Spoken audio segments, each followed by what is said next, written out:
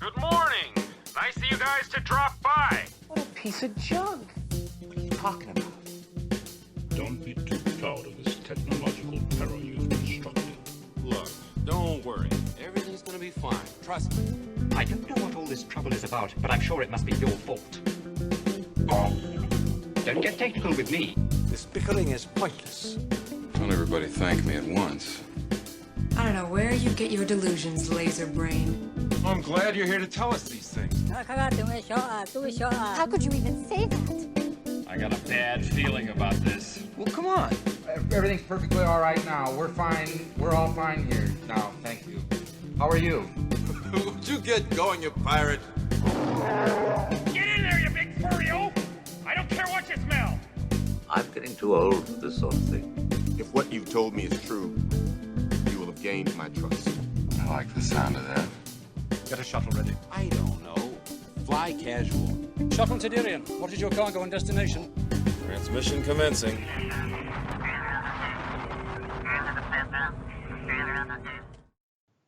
Hey everybody, thanks again for tuning in to another exciting episode of the Shuttle Tydirium podcast. I am your host, Jim Chadwick, also known as Hey Chadwick on the forums.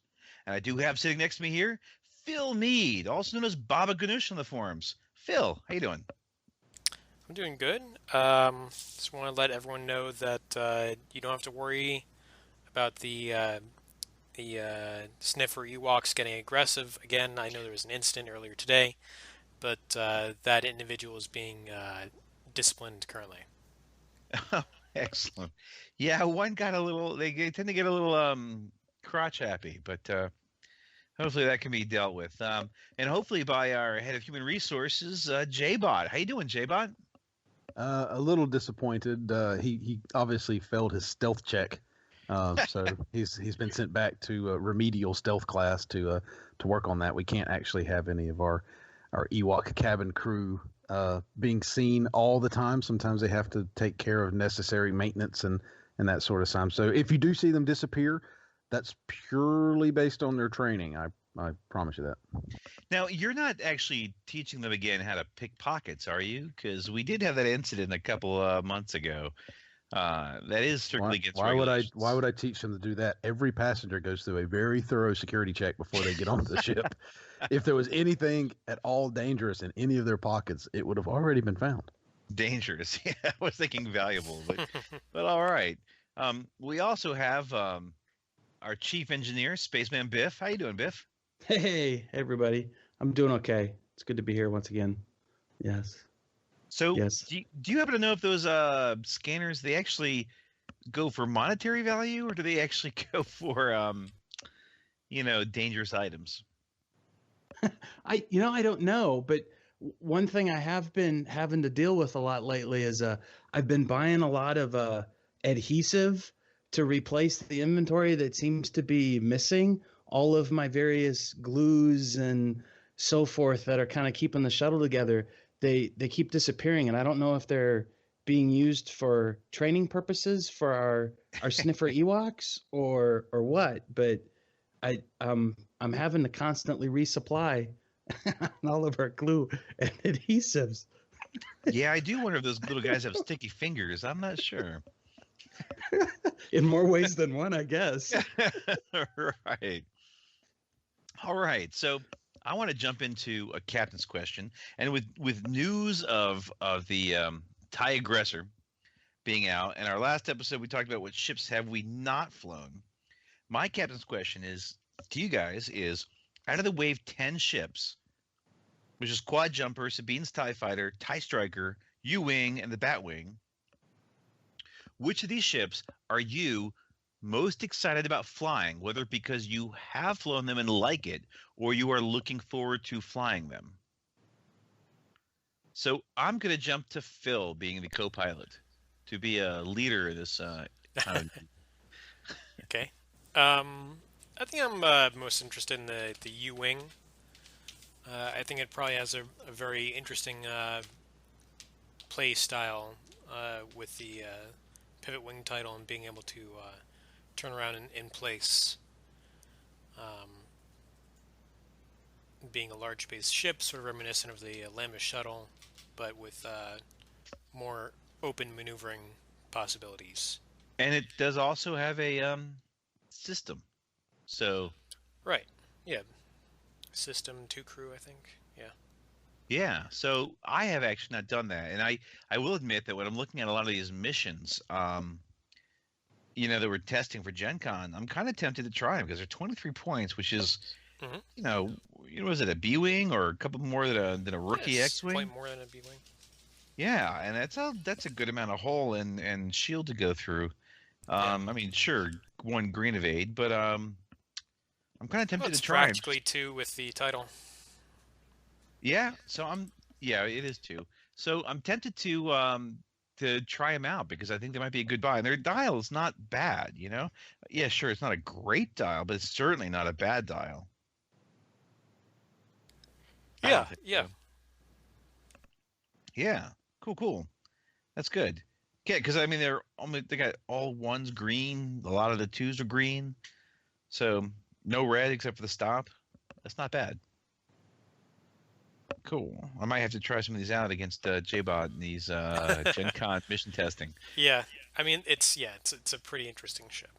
There's a lot of power there that I think would have come out in an earlier time. Yes. Yeah. Yes. So J-Bot, I'll jump to you because I don't want anyone to steal your opinion.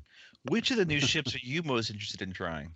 Well, I actually have the Sabine's TIE that I've flown a couple times, and it's interesting. I do enjoy it. The one I don't have, and I actually really want to try, is the Quad Jumper, just because it it looks a lot of fun, and I've seen people play with it, so I'm actually curious how well it will fly. What are we calling that? The party bus? But it was the party bus, yeah. But what was post party bus Uber or something like that? I don't recall that whole one, but I'm interested to mess with it and see how it might fit into some of the other goofy scum lists that I sometimes create. So, the Quattro Cinco, yeah, something like that. That was it. Cool. Yeah, that seems a pretty good one. So I have not messed with it too much, so that'd be good to try. But how about you, Spaceman Biff? What about you? So I'm really anxiously looking forward to giving the TIE Striker a try.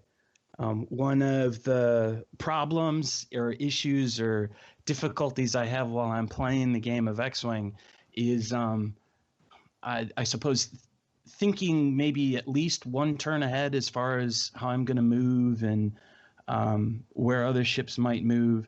And so what I really want to do is take the TIE Striker with the adaptive ailerons, where the adaptive ailerons are forcing you to execute that 1 maneuver, 1 speed maneuver, the bank straight, or I suppose bank either the left or right, and then the 1 straight, right before you make then your planned move.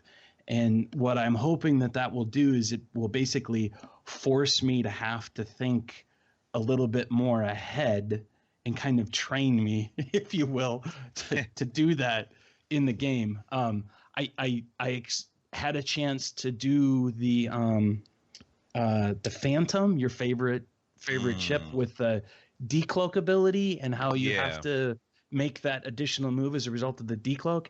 And I've only flown the Phantom once or maybe twice in a night, and that really messed with my head as to, oh yeah, that's right, I got to do that, I forgot. And after a little while I started getting used to it. So I think along the same lines with the adaptive ailerons, it will force me to have to think a little bit more about what's going on in the game and plan ahead. And that certainly is something I need. Well, okay, so I'll say that my choice is actually the TIE Striker because it's one of the ones that I've actually flown. But it's one that I really enjoyed. I only flew a few times, but the zoom and boom strategy of like hitting and then like taking a turn to turn around is key. You have to think that way, not to always be trying to get someone in your sights, but hit them and then run and then turn around. And what I think is cool about their ability is that you don't have to boost or choose which boost until after everyone's moved. So like you could do, a very mild kind of move, or like a bank or a turn to the left, but you won't. You might boost to the right and then do that bank to the left, depending on where they are, or you might boost to the left and then kind of bang to the left again, and or even just go straight. There's so many different variables that you can actually, like the TIE Phantom, you have to pick nowadays. You have to pick once before everybody's moved, you've got to pick where to decloak. But this thing is almost like the pre-nerf Phantom, where you can wait to see everyone is and then pick your maneuver, which is pretty cool. Okay. Yeah. And I do think we're gonna get later into one of the new EPTs in the TIE Aggressor, the intensity, and I think that might actually be a pretty cool thing to try with with this ship, with the TIE Striker. Yeah, I could see that. Yeah. So with that, we can probably go ahead and jump straight into our main segment. Are you ready, Phil? Yeah. Excellent. So, what is the name of the article? I can't recall. Do we have it? Play the Aggressor. Ooh, play the Aggressor. It makes me think of be aggressive. Be aggressive. Yeah, why didn't they say just be aggressive? Wasted opportunity. Never going to happen again. I know. There's a quote. Squad leaders, we've picked up a new group of signals. Enemy fighters coming your way. Which is so flavorful. But all right. So do we want to just kind of quickly go over what the specs are? We know we did before, but Biff, being chief engineer, I think it's your duty to kind of go over the specs once again. Okay. So yeah, we are talking about the TIE Aggressor. It has a stat line of 2 attack, 2 agility, 2 defense. It's sitting with 4 hull, and it has 1 shield. And its action bar has the focus, the target lock, and the barrel roll. And its upgrade bar for the generic pilots would be the turret, and it's got the double missile slot. Yes, in the Sienar Specialist, the lowest generic, PS2... The oldest generic, too. Senior Specialist. How do you pronounce it then, since I'm butchering Sienar. it? Sienar Specialist is at 17 points as the cheapest. Now, J-Bot, what do you, once again, quick recap of your opinions of the turret on the back and its placement on the model? I can't quite recall. It's probably engineeringly sound somehow, but at least at my kind of layman's look at it, it looks like it would just shoot the cockpit in the back if it ever tried to fire forward. So you'd always be having to, we got to, hold on, let me nose down so that you can shoot and not hit me in the back of the head with your turret sort of thing. So you can't fly straight at somebody. You always have to kind of do loops, Let me fly down so you can shoot at them, up so that I can fire a missile, then back down, and so you can shoot, to actually shoot at the thing. So, but yeah, I get it. All the ships are actually kind of that way. When you start looking at the turrets, don't make a ton of sense on those ships. Yeah, I mean, K-wing turrets are not too bad. I think they're kind of in the wrong place. Y-wing turret isn't too bad. That's pretty standard placement for a turret. If you look at World War II planes, bomber planes, but it's actually better than a lot of those planes. Actually, most of those the turret could only fire backwards, or the rear gunner could only fire backwards. But yeah, I think I think the K-wing is the one that I find the most kind of satisfying, because it feels a lot closer to kind of the bomber, the World War II bomber style, where it's sits below. It's like the ball turret sort of thing. Yeah. I moved my ball turret from the front to the back of the ship, and I like it better. Oh, really? Yep. That way I can fire to the rear. It's the main blind spot for that ship. Huh. But the K-wing's got 2 turrets, right? One a chin one, and then kind of one on the top. The chin ball turret I moved to the rear. Wow. Huh, that's cool. That's pretty cool. Yeah. You have to post a picture of that to the Facebook page. Yeah. Cool. All right, so going through this, we already knew about the Sienar specialist, and we learned about the other 3 pilots, and we learned about a new EPT. Now, it can actually take a turret. The first Imperial ship with the turret, so twin laser turrets, is actually part of the blister. So they're sure to get a nerf right after the ship comes out. That's a lot of the speculation. Yeah. Yeah, and it also goes with so how, just stopping there. How would you even do that? I guess is my question. How would you nerf the twin laser turret? Yeah. Like what would be your attack angle on it? One way that you could do it is you could say that turret weapons get the primary weapon, are treated like primary weapons in terms of range. So at range 1, they're more powerful. They get the extra attack die, and at range 3, the defender gets an extra defense die. I think the most common, or just the defense die. Yeah. No, I think the most common would be that TLTs require a target lock to fire. Yeah, you could errata the card to be like that, but I'm talking about just a rules change, a fundamental rules change. And that would also, the thing is that it would also make a lot of the underpowered turrets better. Okay. Yeah, it would be an interesting change, but what would that do to that dorsal? Doesn't it already get that? It does. Yeah. Dorsal is, maybe you guys don't like it, but in terms of like math wing, it's pretty underpowered. Dorsal would go to 4 attack die at range 1. Yeah. Yeah. I wasn't sure if it already just gave it the range 1 bonus. I can't remember the exact wording on the card. Nope. It just gave an extra attack die at range 1. So then it bumped 2 attack die at range 1. Now it also comes with the sync turret, which is 4 points, 3 attack die at range 1 or 2. You need to have a target lock on a ship, but you don't have to spend the target lock to fire it, which unlike blaster turret in its focus. And if you are inside your primary firing arc, you may re-roll a number of attack dice up to your primary weapon value. So you'd get to re-roll 2 of your 3 attack die if you're in main firing arc, which is kind of cool. I like it.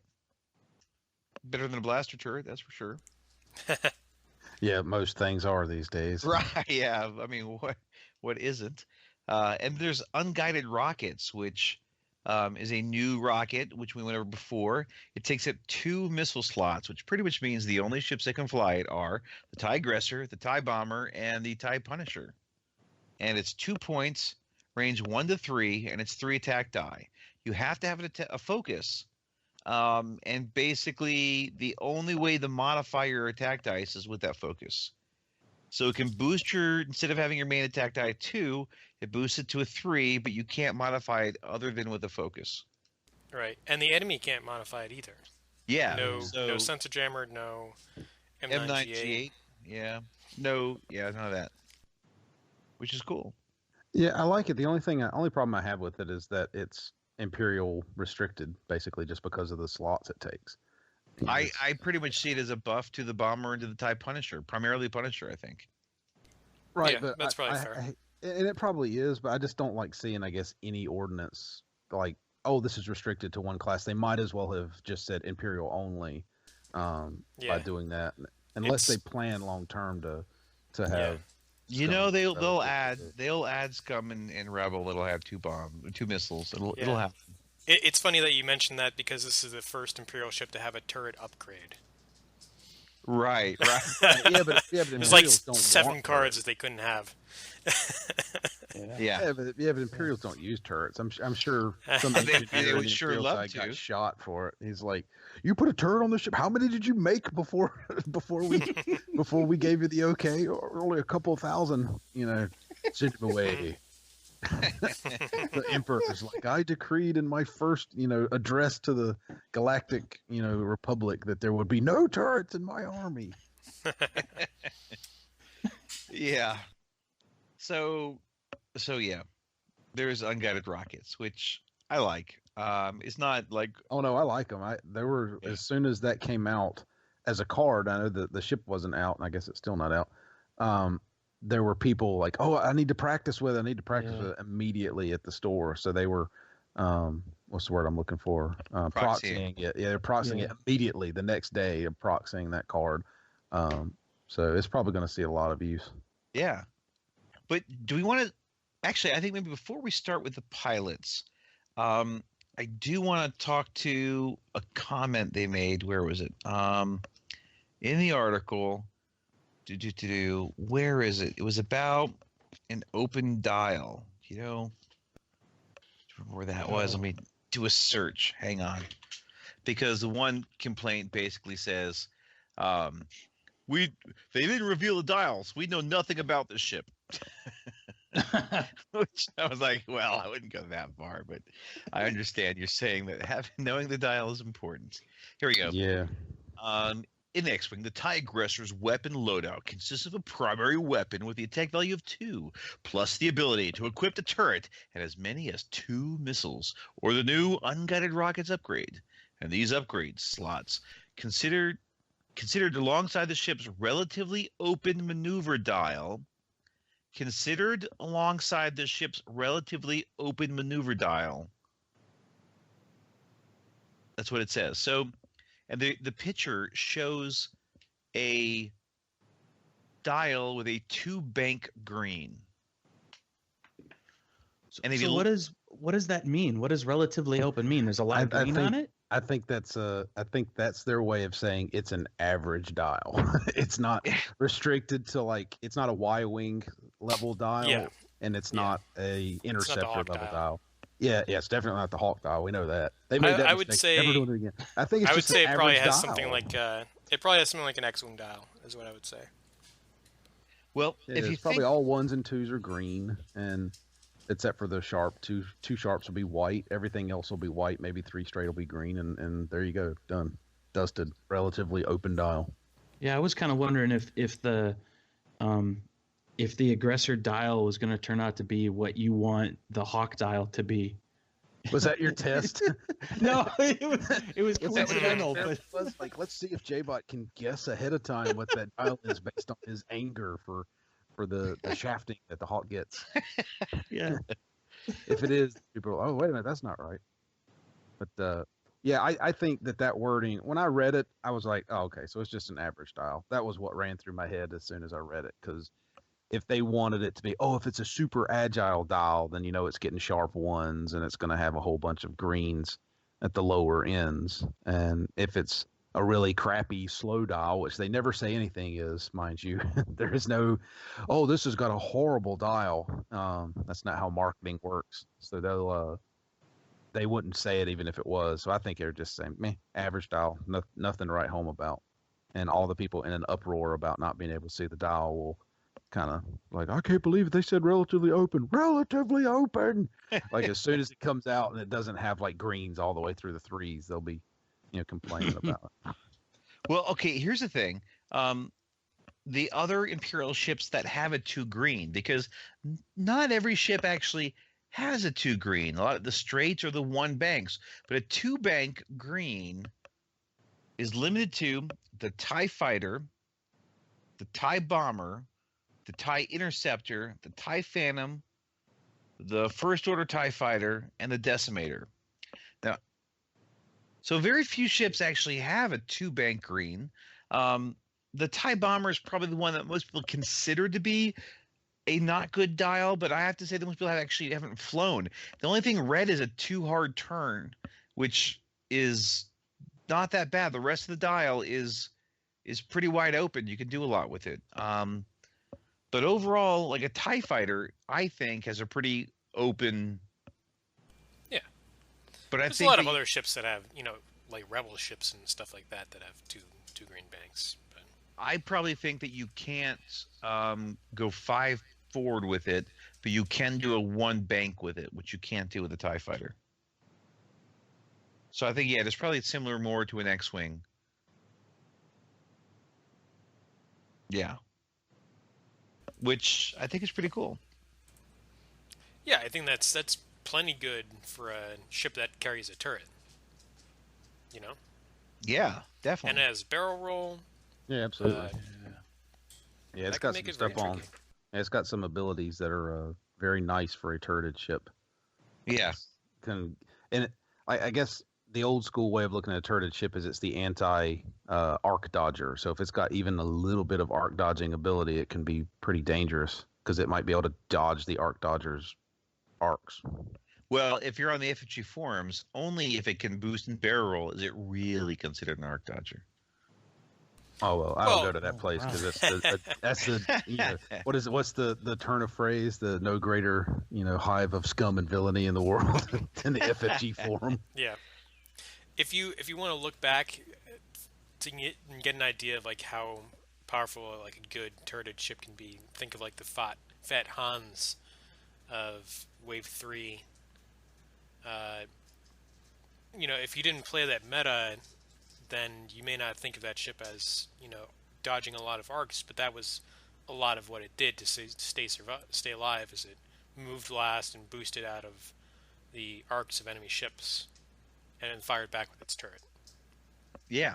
So that's how it works with those. It's easier to dodge an arc when you don't have to worry about lining up your own shot. So you don't need as much repositioning. You could just take a unexpected maneuver. Yeah, I did it a lot with my Hawks with the ion cannons when I ran those. I always told people don't be afraid of stress because there's a lot of people that will take a stress and immediately the very next thing they'll do is try and clear it with a green, and it's like, hey, there's a lot of white on that dial that most people just their first instinct is not to expect you to do it. So on a turreted ship, you can do a maneuver and not clear the stress and still get good shots. And like you said, it doesn't take much to dodge an arc if you don't really have one of your own to try and get a good position with. So a barrel roll is very powerful on a turreted ship, in my opinion. And I fly a lot of turreted ships. So that's one of those things I've had half a mind to put vectored thrusters on Hawks and see what I could do with them. So, but yeah, I think it's an interesting ship. I never was really complaining about it. I just didn't like the turret position on it. It was really the biggest argument I recall having about it was just the turret position. She'll have to cut the turret off and put it on either the top of the pilot pod so that he's got to lift that up when he gets out. That's like the best position for it anyway. And it just put it on top of the pilot's little bubble or whatever they call it thing. Yeah, or just put a straw. Yeah. A good way to modify this would be to add a turret position above and behind the cockpit, sort of like the Y-wing. That's a good I'll spot modify mine that it can extend up. It can raise itself. Like a telescope. Oh yeah, nice little telescoping turret. It should have like a cylinder that's basically cut through the back of the ship, so it just kind of slides up, or it can drop down as well if it needs to fire below it. Oh. That would be awesome. Get to work, Biff. Oh yeah. I gotta make some weird noises as it moves, so that makes pew pew noises and everything too. Doll it up. I mean, I haven't seen anybody in a long time that actually put LEDs in any of their ships, and I'm kind of disappointed in that because it was a big thing a while back was putting LEDs in some of the larger ships. And, so the smaller ones, I guess, are harder, but I need to see more modification from these people. No one's ever happy with their ships anymore. There's a guy at the local gaming store here in Indianapolis on the north side of town that I met about a month or so ago. He's been doing a lot of that LED, and I'm not going to have the right term, but it's a light emitting ribbon as opposed to individual lights, but it's this ribbon. And he's been doing a lot of work on both small and epic ships. I want to kind of do some kind of an interview-ish type with him as part of one of the Biff Bits or workshop episodes, because it's some fabulous stuff that he's experimenting with. And he's actually writing software algorithms that will run the lights in different sequences to kind of mimic different things like engine startups or firing weapons or things of that nature. So it's really, really impressive. So they're out there. That's really cool, but that's dangerous. The last thing we need Jim to have, and he's already got that stupid pew pew button. The last thing we need is for his little TIE fighters to all have little lights on that go beep beep beep beep beep beep beep every time he fires and he rolls his dice. I mean, it'd be cool, but that's the last thing we need at the store. That guy might have gone plaid. gone plaid. He might have gone plaid. Might have gone one step too far. With Spaceballs. Let's go to light speed. We have to go faster. Let's go plaid. That's ludicrous speed. Yeah, or ludicrous speed. Yeah. That is somebody who's taken it. Maybe they hasn't gone a step too far, but he's right on the edge. He's right on the edge. That's like, I know we're way off kilter, but that's somebody posted a picture or something of people who used the Lego X-Wings and TIE fighters and stuff and mounted them on large bases and made up, I guess, scaled up versions of all the templates and had like the giant chess match, but they used, the Lego size X-Wings and TIE fighters. Somebody posted that somewhere here in the last couple months, and I'm like, that's amazing. It was for a convention or something. I'm like, yeah, that's amazing, but that's what this guy's getting close to now. Is he's in that dangerous territory of turning the obsession into a Unabomber level thing. So I won't be impressed until someone's actually got a hollow table where there's no bumpage or getting your maneuver template wrong or knockage because it's all a hologram, and you program in your template moves and your little hologram because you'd create your graphic for the table that would go wah, and move your ship around. And that basically Vassal though? Except in real life, like the 3D chess. But yeah. So you're kind of looking for like that Millennium Falcon chess game type variant, right? Templates. Yeah. Okay. Yeah. I'm with you now. Cool. That'd be awesome. All right. So I think we should go into the name pilots, and I think Phil should start off with our LT, the main highest pilot skill pilot for the TIE Aggressor. TIE Aggressor. Okay.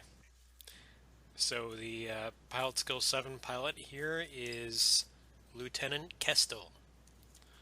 And it's a she. She, yes. So her ability is when attacking, you may spend 1 focus token to cancel all the defender's blank and eyeball results. Modify dice. So Lieutenant Kestel, she's 22 points, 5 more points than the basic, PS7, and she has an EPT. And her ability is pretty dang rad. Yeah. Pending final review of the errata. Well, I'm sure they're going to fix it. You can do it because basically, you shoot at Sunter Fell. He rolls his 5 dice. I don't care. He's got a free focus, but and he has auto thrusters. So you remove all blanks and eyeballs, and I don't care if the emperor's in the list. Yeah. Yeah. The only thing helping him is his natural evades. Correct. And evade tokens. Yeah, no, it gets rid of auto thrusters. I mean, it does all sorts of things. You can boom, get rid of that. I love it. I love that card, and it's another ace killer, and it's just one of those things. Not even just it can kill aces, but it can also kill other things too. So it's something that can really put the hurt on. And if you've got something like, I don't know, homing missile on her, and you fire, if you're able to get, let's say, the target lock focus, where you've got push the limit, or people on the forums bemoaning, if only there was a way Imperials could, give a focus. I don't know, with all the other different ways, General Hux, Operations Specialist, Flight Instructor, I can't remember all of them, but there's a number of them. I can't remember. I think Flight Instructor was wrong. Officer. But Fleet Officer, that was it. All these different ways you can actually give a focus, to her, so she's got a target lock and focus. But basically, she could really put the hurt on someone with her special ability, which is pretty awesome. Like, fend around. It sounds pretty crazy, but she's 3 points more expensive than the what is that, the level 5 guy or pilot skill 5 guy? So pilot skill 5. Yeah. Both pilot skill 5 and pilot skill 4. Yeah, about 5 and 4 are the same, which is a little strange. But I guess it's just their loadouts. But the thing for me, I'm curious, like, if you loaded her up with, for example, like crack shot with your EPT as a crack shot, like she can nuke a high agility guy in one shot if she gets she has a good ordnance, I guess is what I'm getting. Yeah. At. A good piece of ordnance, she could nuke somebody really quick. Oh, you can't dodge, and you have no evade, you have no focus that you can use, and you have all those crazy blanks that you get, and you're 1 agility down too. or the effect. Oh yeah, effectively yeah. one agility down. You could that's spank someone hard. Right? Yeah, just that one shot. It can be enough in some of these games. In today's game, it feels like some of the high agility ships can be taken out in one shot if they just flub one turn. So. Yep. So it's interesting. I like the ship. It'd be interesting to fly once they kind of fix all that rules crap that I didn't realize was a problem. Right, but I even don't want to dwell on it too much. I don't feel like we did too much because I think it's just stupid. They'll fix it. Don't dwell on it. Because it's stupid to otherwise be a rules lawyer. And like this other one saying, "Oh, well, it's an aggressor. Technically, if you use the aggressor title from the IG-88, it's an aggressor and it works." I was like, please, really, you want to go there? Are you really going to try to go there? I don't think anyone is actually going to try and pull that, though, right? I mean, people have already said that rules as written, that's the way it is. People say that, but is someone going to put it on the table and say, this has the IG 2000 title? Deal with it. So you're making me run and you're making me run and look this up really fast. Like this, it's like what the hell are they talking about? IG-88 is the name IG 2000. assassin. Yeah, IG 2000, but is the title, but it's actually can only be flown on an aggressor, which is technically the name of the ship type. Right. I got what you're saying. So what they're saying is, hey, if I run 3 or 4 of these all with the IG 2000 title because they're technically aggressors, then all of them could share her pilot ability is what they're after. Right, which is just stupid, and it's not going to happen. And I even regret bringing it up. No, I think that's fun. That this is the level some people have sunk to. Is that even that thought even came up in their head? Right. It's like saying Darth Vader can't use the X1 title because he flies a TIE Advanced X1, not an X1, because his dial, because it says in his pilot card, it says TIE Advanced X1 as opposed to just X1 or some nonsense. It's just yeah. So, and the people are always completely smited by FFG and rules and such before anything comes out. And so I hate to dwell on that. So overall, what do you guys think? Like Biff and Phil, what are your? So for me, and I think you already touched upon this, but in thinking about Lieutenant Kestel, it seemed almost to me like it would be an auto include to take the unguided rockets. Just because. Well, I don't know. Like homing missiles could be pretty good.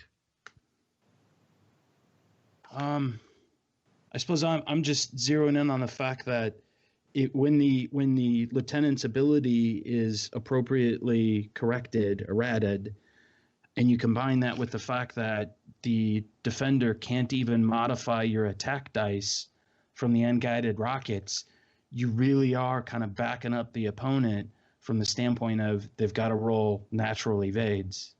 Well, yeah, but let's say you've got an X7 defender or something else like that gives has an evade token, or maybe Sunter Fell turtles up and he does a focus and an evade or something along those lines. With a homing missile, you've got 4 red dice. Yeah, and this requires, of course, a target lock and a focus, which requires some extra shenanigans or more than one turn. But she could fire 4 dice. Use the target lock for rerolls, spend her focus to then get rid of your blanks and eyeballs. And you can't use an evade token. So you've got ability to modify your own dice. You've got 4 dice as opposed to 3. And they can't use evade tokens and don't get their blanks and eyeballs. Yeah. So purely based on their green dice and nothing else. Yeah.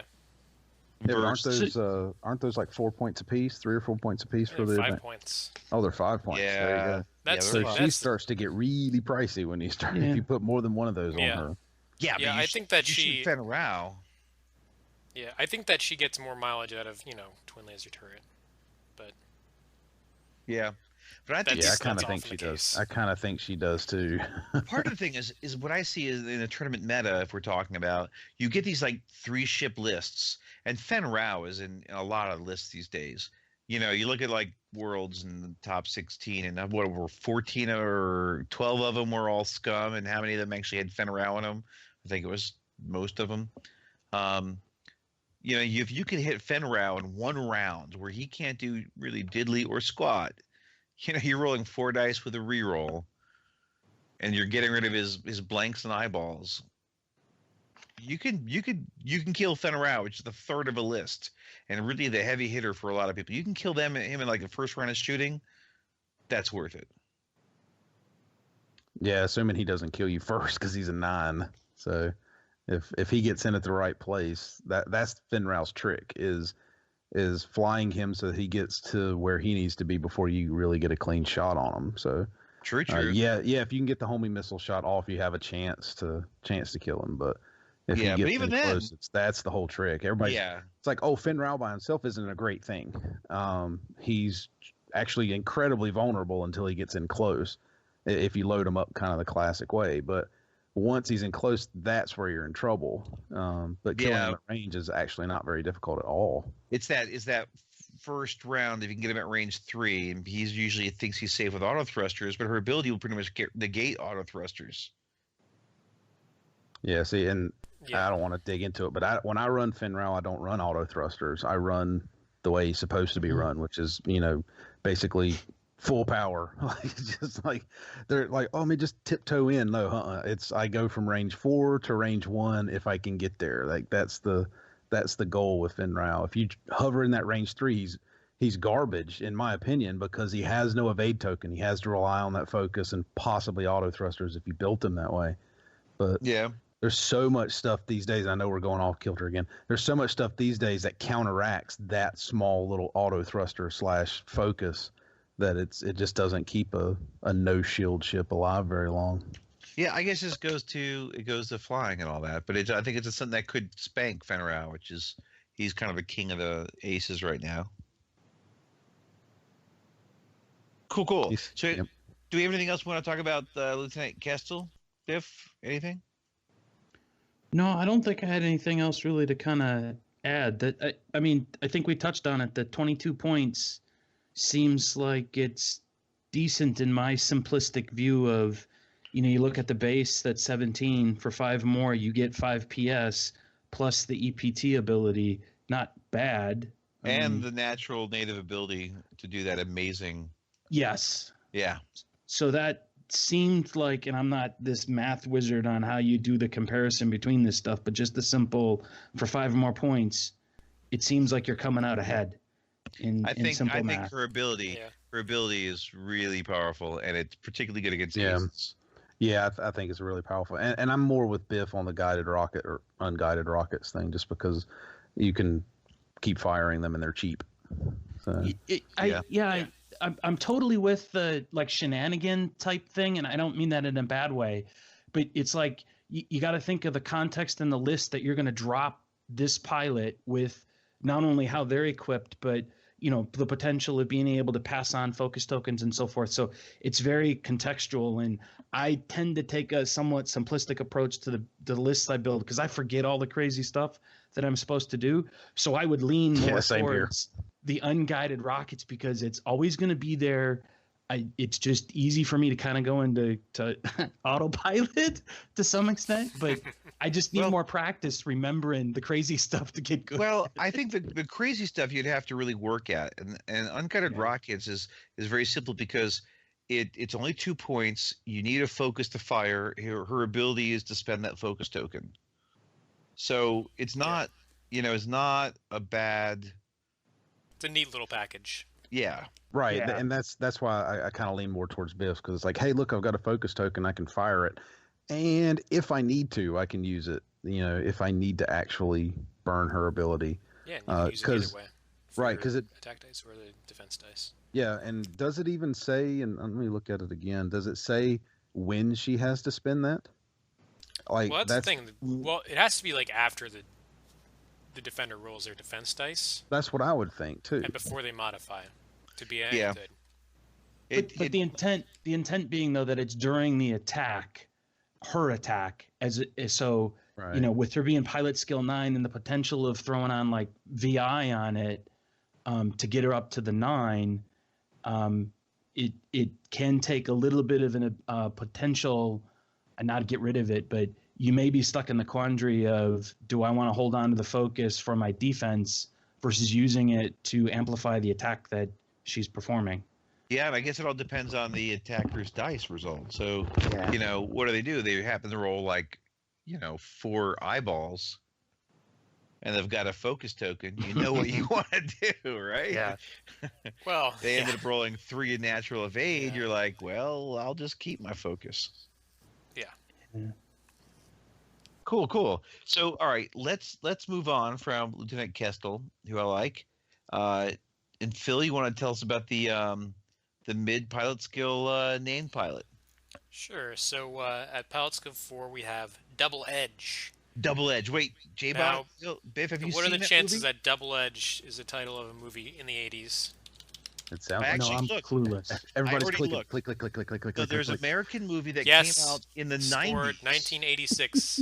The one in Double 86 Edge. is actually an Israeli film, was not released in the U.S., but it is a film. No, wait, it was a Korean film that came out in the 80s, and generally regarded as really terrible, but it actually is an action film that came out in the 80s.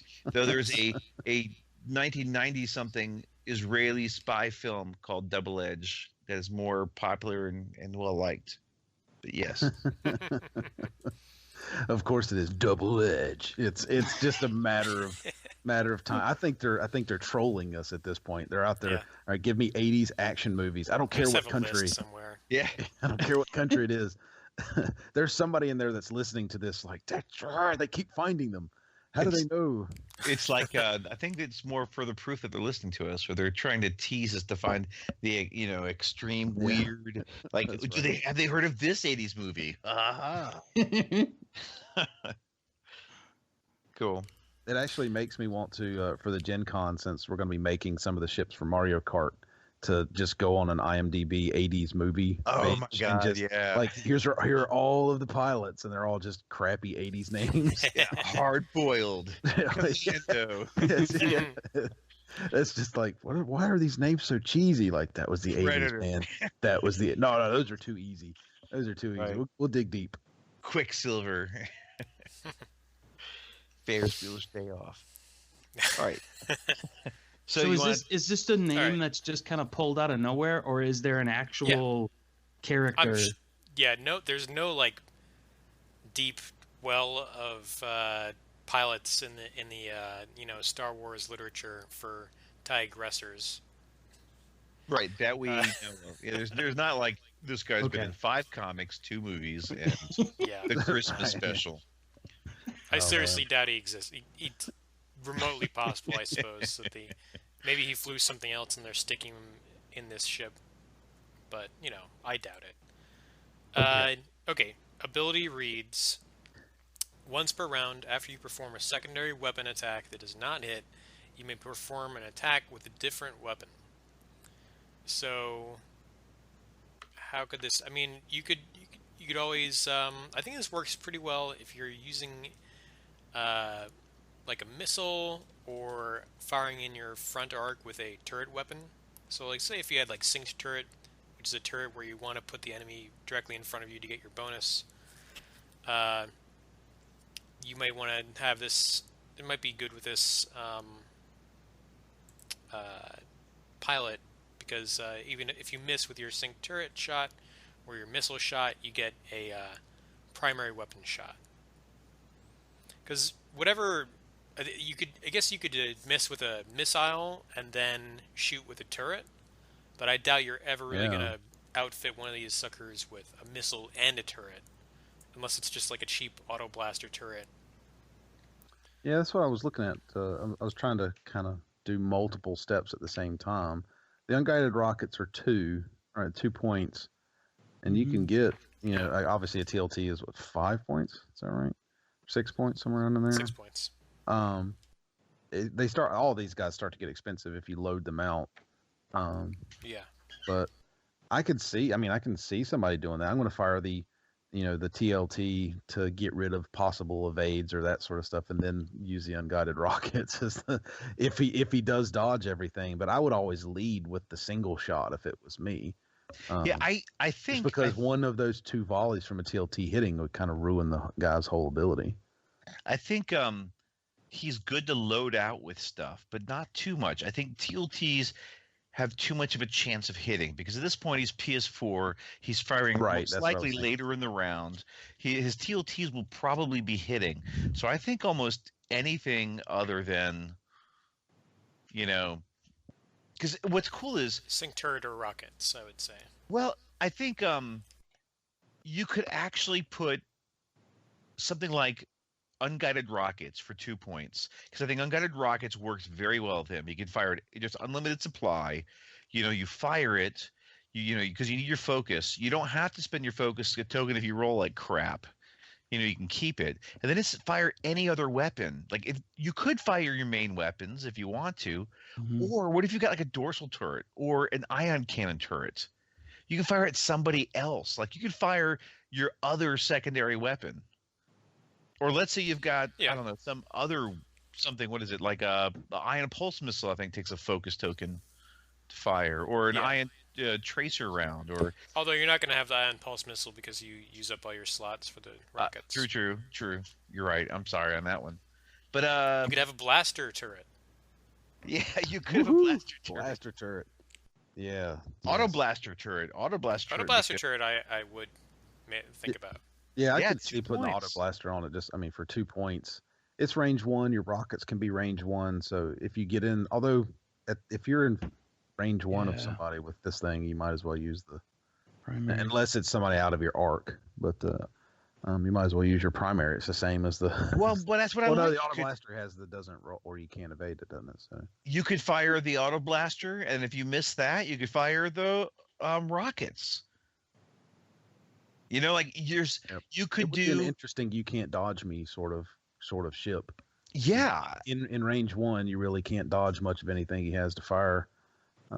Dorsal turrets are 2 points. Throw it on there, like the idea of shooting with the rockets, and if you miss, you can fire the main gun. That's kind of a given. It's really easy. It's 2 points extra.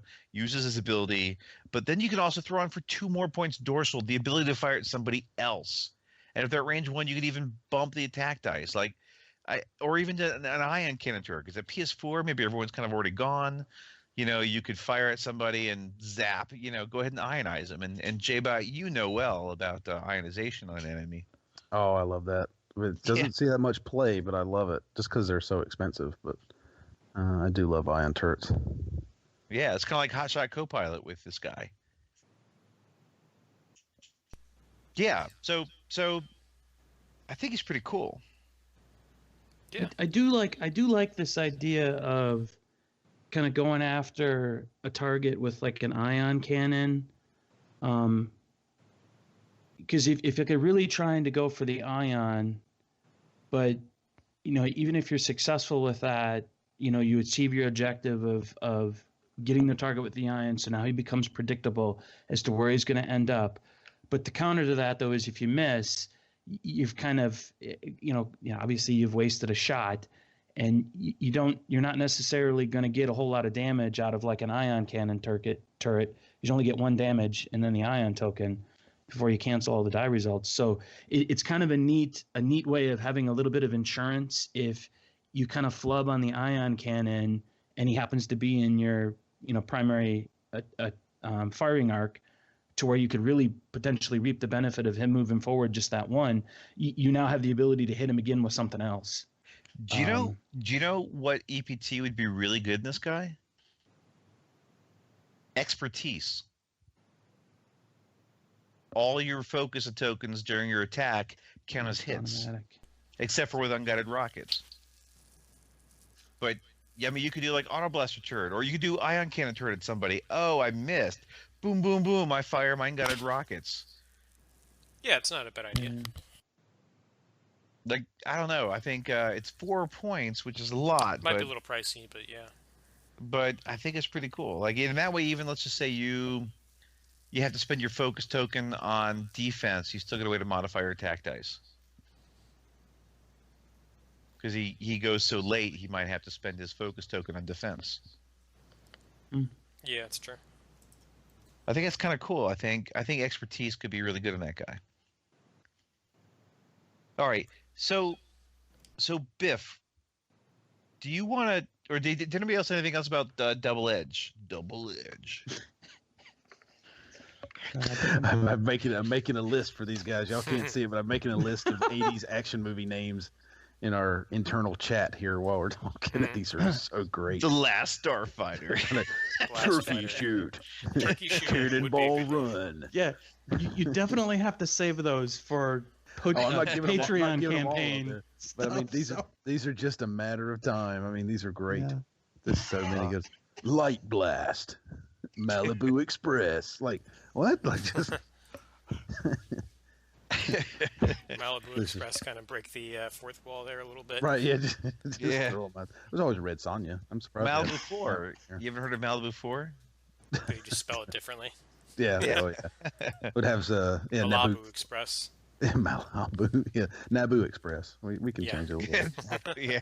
Oh, Iron Eagle. We haven't seen an Iron Eagle. Iron Eagle would be great. Iron Eagle 1, Iron Eagle 2, Iron Eagle 3, Iron Eagle 4. Raw Deal. I know, just Raw Deal. I could see that one as a good name. Oh, there's a lot of Death Wishes too. So, the 80s. The 80s were so great. Okay, sorry, we can focus. What are we talking about? We're talking X-Wing, right? Well, we are talking X-Wing. I'm giving FFG some ideas since I know they're listening. All right, Biff. How about you tell us? You tell us about the Onyx Squadron Escort pilot. Okay, so that is our highest pilot skill generic within the TIE Aggressor family. He's at pilot skill 5, and he's coming in at 19 points. How much was Double Edge? Double Edge was 19 as well. And pilot skill what? 4. Now, does the Onyx Squadron Escort have an EPT? It does not have an EPT. So you're spending 2 points more than the Sienar Specialist. You're getting 3 pilot skill and no EPT. Correct. So Academy pilots cost 12 points for PS1. Black Squadron pilots cost 3 points at PS4, and they have an EPT. And most of the time, 1 point usually gives you 2 pilot skill ability. No. A lot of the time. Sometimes in very, very cheap ships. It's pretty much the Z-95 and the TIE Fighter. Any other ship that you can think of? No. Yeah. The ability to have retained that information. Right, yeah, wow. We ran through the Rolodex there. So it sounds like what you're saying, Jim, is you don't like this ship somehow, or at least you got a bone to pick here. Yeah. Yeah. I don't like that it doesn't have an EPT. Right. I feel like they could have thrown in the EPT, and they wouldn't have like what? What are they scared of? Yep. Well, that's the part. That's the part I'm confused. It's the same price as the other one, and the other guy has a pilot skill and an EPT slot. The only difference is that one is an ability. Pilot skill. Yeah. And he could always throw Veteran Instincts on there for 1 point to pop up pilot skill. Oh no, he costs 1 more point, and suddenly he's better than that guy. Doesn't have the EPT just like he doesn't. I mean, it's a pretty clear calculation. They say that they're thinking that his pilot ability is worth 2 points or so. Yeah. Well, and it's kind of like a gunner his pilot ability. His ability is worth 1 point, really, because he's still 2 more pilot skill than the other guy, and he's got his ability. So it's kind of like his pilot skill, higher pilot skill, and his ability is worth 2 points. And if you look at how much is Hotshot Co-Pilot? And his EPT slot. Yeah, and that EPT slot. Yeah. Yeah, so that's actually kind of on the cheap. I think Double Edge. It's a pretty good deal for him. Is a pretty good deal, but Ankh Squadron Escort, for most accounts, is not considered a good deal. And I think if perhaps Double Edge wasn't the same price, people wouldn't complain as much about Ankh Squadron. But for 2 points, all you're getting is 3 pilot skill with no EPT. A lot of people say that that's not worth it. And I kind of got into with K-Dub discussion on the forums. I admit, like, if they had a half point If they had a half points, I think like Yeah, that would help them a 18 lot. and a half would be understandable. Yeah, I think it should have had an EPT slot, and then we would have all been cool with it. Yeah. Yeah, I think the only kind of rhyme or reason I could think of is that they wanted to give people who bought this ship another ship that's, I guess, not a pilot skill 2 or 3. That's actually a higher pilot skill because he's a generic. So you can take a whole bunch of them for only 19 points. Yeah. That's the only reason I could think of is like, oh, he has to be expensive because you could get 3 or 4 of them, and put a whole list filled with just those guys and to heck with the EPTs and things. So. But I will say, if you look at it a bit more, I think that out of the generics, there's a lot of pilot skill generics or mid levels that are 3s and 4s. Rebels being on an even basis, and Imperial and Scum being more odd. But there aren't a lot of pilot skills that are pilot skill 5 as the mid generic. Yeah, that's true. I mean, I can think of the Carax fighter, I can think of the Seek, I can think of the Star Viper, but pilot skill 5. Yeah. It's pretty rare. Oh no, 5 is a high pilot skill, especially when you can run 4 of these with TLTs in a list at a pilot skill 5. That's pretty powerful because you're going to outweigh a lot of somebody else's ships unless they went with 2 or 3 really high pilot skill guys. So maybe that's their balancing factor is, okay, we're going to give them just enough they can get 4 of these into a list with nothing else on them, just naked with TLTs. And they have to be expensive, otherwise they'll start putting upgrades and other modifications and things on the ships. So, and also, what about Epic? Most capital ships fire at PS4. These guys will fire before your Epic ship. They've got the ordnance that could do damage, and they've got TLTs that could do damage to Epic ships. So these guys will fire and could do some serious damage to the capital ships before the capital ships fire. And that PS5 in Epic is pretty powerful. Oh yeah, you're right. And what's the ship limit in Epic? I doubt they did too, but what's the ship limit? 8? 12. 12. So you can, 300 points. Woohoo! I can get 12 of these with TLTs and spend a fortune on ships. And we would shame you. You would go shame. Well, that's just as bad as 12, Y-Wings with TLT. Yes, I agree. But they're Empire.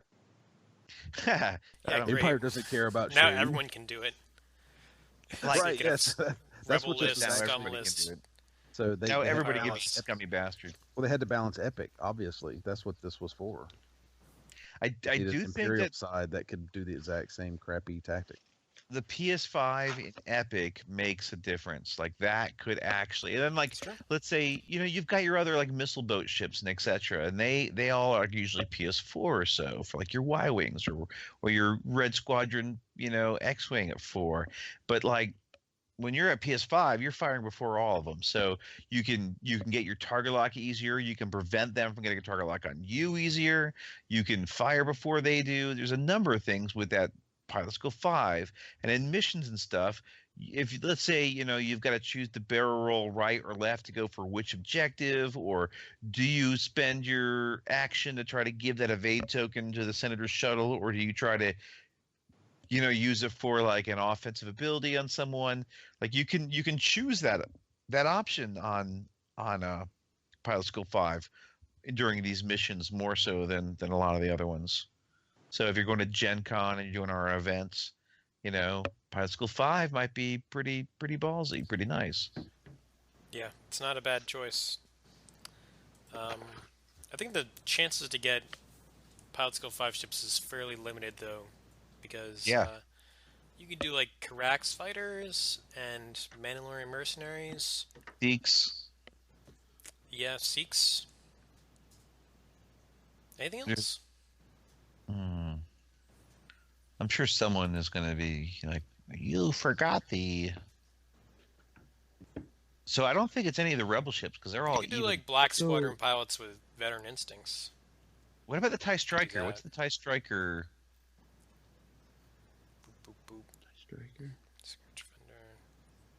No, Positive 4. Oh, but I guess Gamma Squadron Vet TIE Bomber. Yep, Gamma Squadron 5. Vets. Yeah, that's true. Yeah, but that's not to They're like they just came as the second wave as Imperial Vets. They came out before Gamma Squadron was 4, so Gamma Squadron Vet has to be 5. Yeah. And then thinking about Royal Guard is a 6. Right. You know, but I don't but think they're not gonna have those available in the event, right? yeah. And I think that comes in, and this is partly a balance and partly a thematic thing.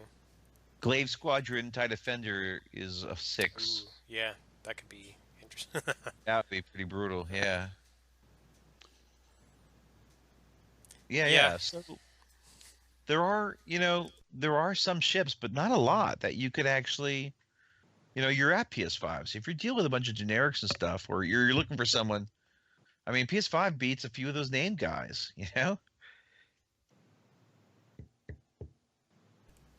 I think it's worth mentioning, Yeah. Is it worth 2 points? I don't know, but oh, a Gan Feinsman is PS5. Oh, that's true. Yeah. Yeah, as I flip through all these, All right. Do you want to move on to the upgrade card here? Yeah. So there's one. Y'all just been delaying the inevitable. Come on, guys. We got to get to the actual meat of the show that everybody wants to hear.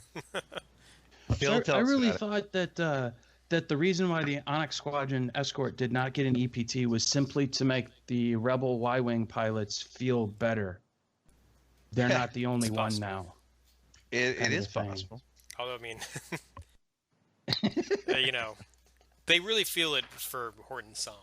That's what really stings, because he was like the best Y-Wing pilot ever, right? He's got great ability, and he's pilot skill like what? 8? Something His up there? pilot skill 8.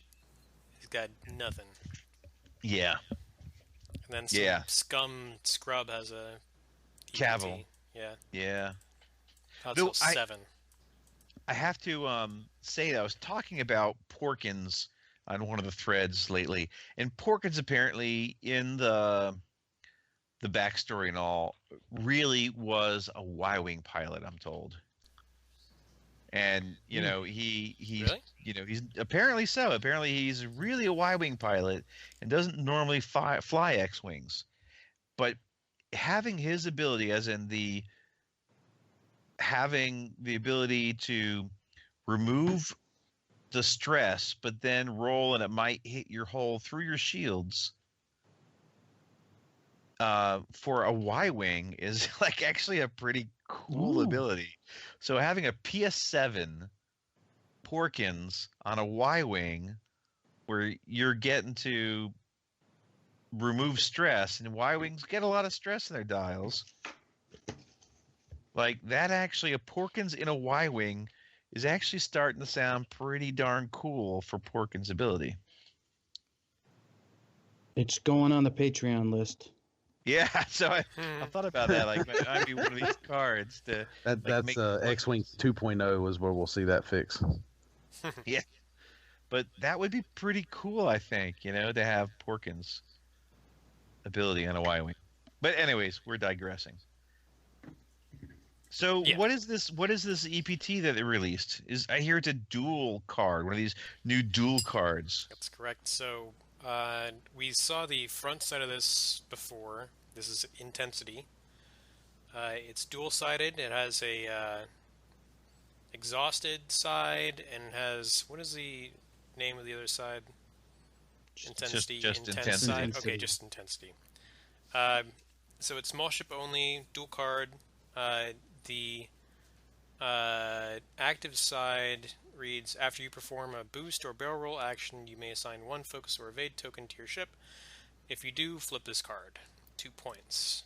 And the exhausted side reads, at the end of the combat phase, you may spend 1 focus or evade token to flip this card. Yeah. So I will also start off by saying that the artwork on the exhausted card is pretty cool. So the artwork on Intensity is a TIE fighter pilot in the little, bubble of the TIE fighter cockpit. Thank you. And and it's just with a mask, and she's shooting at you. Like, stuff is blowing up. Yeah. Yeah, and then the exhausted side, she's pulling her helmet off, and it's a lady, and she's wiping the sweat off her forehead. It's like, whoo! Like after a long day at work, time to crack open a beer. Yeah, it's Miller time or whatever. That's what I was about to ask a question that was probably stupid in light of most things, but aren't the TIE fighters, don't they have no atmosphere, and that's why they have to, or at least no I think that was pressurized or something like that? Yeah, that was something that was part of like old EU canon, and I think they sort of like retcon that to explain why TIE pilots have that full helmet, face mask with the rebreather tubes coming right in, whereas the Rebel pilots are sort of just like hanging around with the open helmets. Yeah, I think there's also enough. There is some atmosphere, when the ship gets sealed, and so if you're wearing your flight suit and you climb in and they seal it, you're breathing straight off from the tank. There is a little bit of air in the dang thing. So if you just wanted to take a moment, take your helmet, and wipe the sweat off your face, you're probably okay. But I didn't think they were allowed to take their helmets off. It's true. She probably broke regulations. That's got to be breaking a regulation somewhere. So I mean, I'm looking for someone in chrome in the background of the card. Who gave you permission to remove your helmet? That's right. Well, she's not alive yet, I'm sure. This is. I did notice on the intensity card that one of the air hoses is broken. Yeah, it's damaged. Yeah. So, I really. noticed that. But that's also when I thought that that would be very interesting. But if we've retconned the whole no atmo in the cockpit kind of a thing, the Rebels in Rebels, the people are flying around those things, like cramming like 3 people in that little ball cockpit, and with no face masks on or oxygen or whatever. Yeah, but that's where they extended periods of time. Well, I don't know about extended. They do it for a bit. Like up from the planet's surface to the to space. I mean. Yeah, but that could take 10 minutes. I'm sure they got enough air for that. I'm gonna put you in a ball with 2 other guys and see how long you last. Yeah, I guess it was just retconned at some point. Magically, yeah, I think just that like was like those just for the escape pods. convenience of those episodes. It's good and it's stuff. very, it's probably, it makes sense in terms of like Imperial doctrine to make their pilots wear the full environment suit in It's case good regulations. For safety purposes. This is all just safety PPE regulations that the Empire has and the Rebels don't. Yeah, I'll go with that. Yeah, guys. Yeah. So what do we think about this card? Because, like, I can say my first thoughts. Yeah. My first thoughts were this is a fix for the A-wing. Yeah, my first thoughts when you posted that, I was like, man, that was a stretch. Like they hit one way out into left field to fix the A-wing. Like, we got to get a card out there now. So let's throw it in the very next possible ship. I was like, where is Jim reaching that one from? Well, I just think that because part of the thing comes down to is that A-wings they can take 2 EPTs as long as you're not taking the proto guy.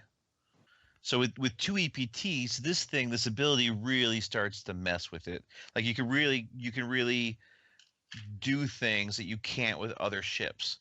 And with A-wings, a lot of people complaining, oh, they really can't compete these days, blah blah blah. But with that, you can do so many cool things. Like I'm trying to think. Let's go with Juke. So I'm even talking about name generics or named guys. There's a lot of people talking about. Even just if you take Juke and this thing, so you can do a boost, get your free evade, focus as your. Well, I guess as your action. Anyway, I guess push the limit as your other. No, you'd have to take this and Juke. So you would boost, get your evade, fire with 2 dice, and then use your evade to subtract one of their hits or one of their evades. So that's one thing you can do.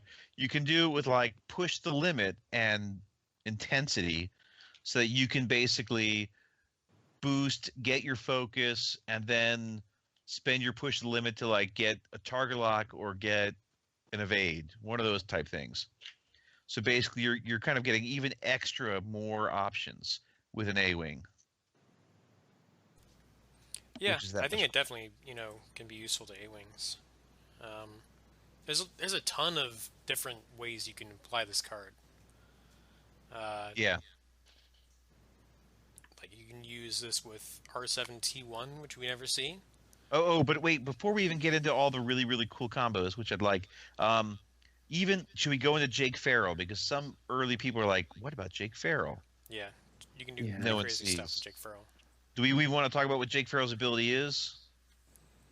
Yeah, let's just read it off. Might as well, yeah. Wait, Jake I got it. Jake Farrell is after you perform a focus action or are assigned a focus token, you may perform a free boost or barrel roll action.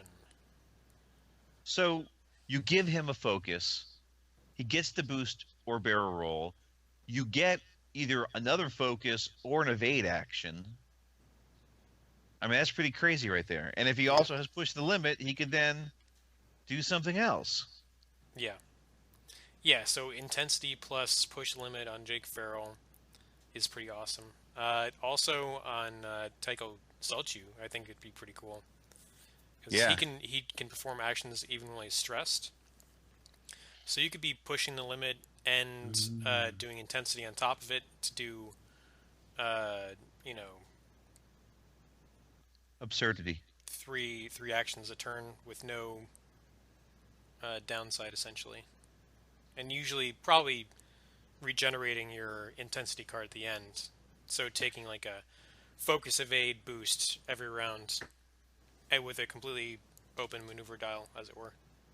Right. So the idea of, regenerating it. So one of the things when I was brainstorming, you will have to actually spend a turn not doing diddly to kind of flip it back. Yeah, but unless to be honest, you've not spent your focus or evade. Right. So if you have a focus or evade that you haven't used at the end of the turn, you could do it that very round, which is just pretty crazy, which is something I didn't think of at first. But that's if you're getting so many tokens and you're like a arc dodger or something along those lines, that's actually pretty reasonable that you might actually still have something. So boom, you can do it again the next turn. So yeah, I think on A-Wings it's pretty absurd. Definitely. Yeah, with all sorts of other things. Like I was thinking, even with R7T1, that's a droid, comes in the GR75 expansion. When you are in range 1 or 2 of end in the firing arc of an enemy ship, you can do a boost and also get a target lock on that ship. So there you are. You do your action as a boost, you get a target lock on that ship, and you get a free focus or an evade. Yep. So I saw you mention Arc 170s with this. I think that they actually would work pretty well with that combo with R7T1 and intensity, because you could like fly. If you fly head to head with somebody, you could then boost like out of their arc and put them in your rear arc and have a target lock and a focus token and dodge their arc completely. Yeah. Which would be pretty rad. That would be a pretty rad maneuver. Or even Nora Wexley, because what's her ability? Hang on, let me pull up Arc 170. Nora, when attacking or defending, you may spend a target lock to add 1 eyeball result to your roll. Oh, and you've got to focus because you did R7T1. Yep. Yeah, you could definitely pile on quite a bit of damage there. I mean, you would have a 4 dice attack roll coming out of your rear. Yeah. Plus, that's including the additional eyeball result. Right. So I mean, you can do a lot of craziness with that. I was even thinking Darth Vader. he gets 2 actions. You're basically getting a third, and as long as you've got that ability to regenerate at the end of that round, particularly, because you would still have to actually, spend a round to flip it back. But if you still actually did that at the end of the round you use it, it's even better. Yeah, I think it's pretty good for him. Yeah, I made a whole list. I made Fifth proud.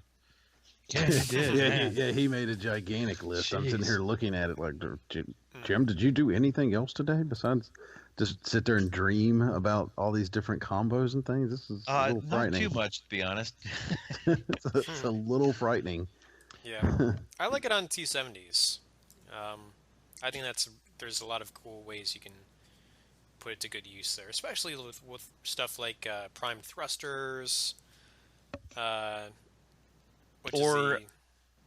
you go on prime thrusters. Yeah, but that's the tech that lets you do like an action even when you have a stress token. Let's see. Yeah, you can. And that pretty much any T70, you could then get basically 2 actions. Because you can, then do you get the focus evade and the boost. What about comm relay on those things? Yep, so you comm can, relay would be good. And that would also work on a TIE FO or a Special Forces TIE Fighter. And comm relay, you could save the evade token to hold on to it. What if you then need to regenerate it later on? Boop, you regenerate it, at the end of the turn and flip it over, and you're good to go. Yep, makes it easier to bank tokens for that use. Now, I was even thinking, now one of the people favorites in the forums is basically Poe Dameron. And particularly him with, like, say, BB-8s and push the, I guess he can't take push the limit, but BB-8. So Poe, he wants to have a focus token because, his ability is you don't spend the focus, but you get to you get to use his ability as long as you've got that focus token that you haven't used yet.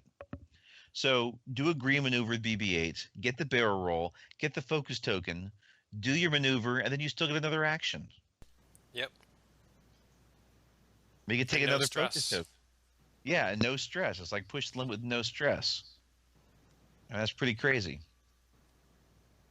Snap Wexley, you get a free boost, and then you add a focus or evade to it. Mm-hmm. Blue Ace, you might be able to use the freaky boost action with the turns and all.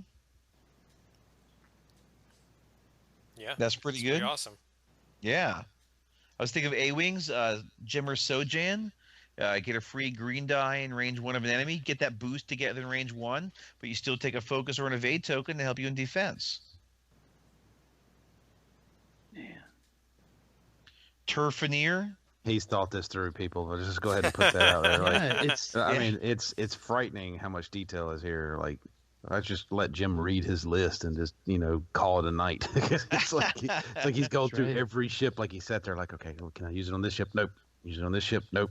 This it went through. I mean, that's what it looks like going through these things. That's like, it makes me wonder, Biff, you should get on this. Like, if you put the ship title next to each one of these, are they in alphabetical order?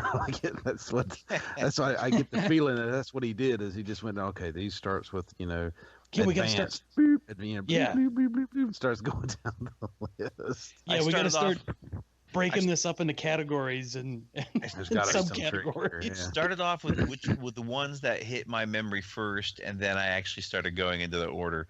But Turfineer PS7.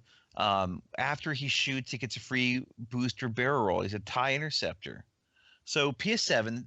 Now, if this was the old days of the PS War still being strong, he'll die before he gets to shoot. But really, the PS Wars. Right. Episode 9. Nowadays, besides Fen Rao, how many other PS9 ships are out there these days that you see? Not really that many. So he can shoot. Like, let's say he takes a focus token or an evade token or whatever as his action. Let's say focus, and then he shoots. Maybe he spends the focus token on defense or offense, but then he gets a booster barrel roll, maybe out of an arc, and then boom, he gets either a focus or evade to help him stay alive to the end of the turn. Like, boom, that's pretty cool. Nice. Valen Rudor. Every time he defends against a shot, he's not dead. He gets a free action. Oh, I'll do a booster barrel roll. Whoops, I also get a free focus or evade token, which is a free token, not the action. So if he gets shot again, he can then choose another focus or evade token. So I mean, he loves that. So he's only like 2 attack die, but if you get him in range 1 or so, or you give him prockets, or you do some sort of thing, like I know people talk about with Valen Rudor, you shoot at him, oh, he boosts in range 1, now he fires his prockets at you. Whenever Poe, Snap, all those, Nora Wexley with R7T1, Thane Kyrell, he would need to take R2D6, but it'd be another thing, or I vectored thrusters. So, I'll take a barrel roll. I get a free focus or evade action. All that.